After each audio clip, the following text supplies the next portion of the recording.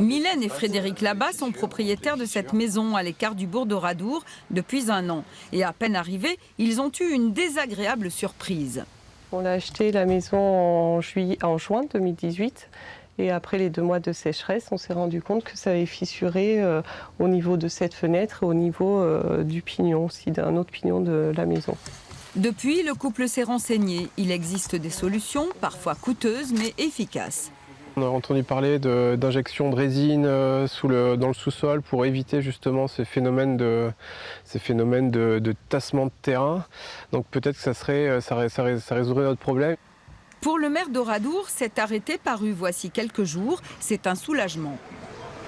Oui, nous avons eu 2-3 maisons sur la commune qui ont subi des dégradations importantes l'année dernière au niveau des façades, dans un secteur géographique où le sol est extrêmement argileux.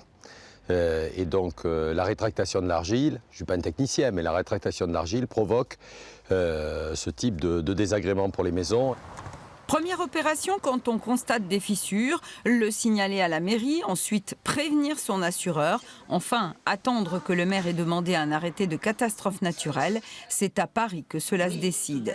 Mais sans cet arrêté, aucune indemnisation n'est possible. Dès que l'arrêté est sorti, il faut que l'assuré aille voir son assureur dans les 10 jours pour déclarer ses dommages.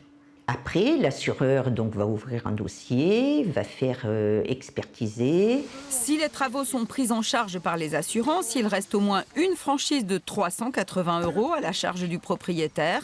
Un moindre mal pour les Labat qui ont eu la chance que leur mairie fasse bien la déclaration. Oui, c'est un soulagement.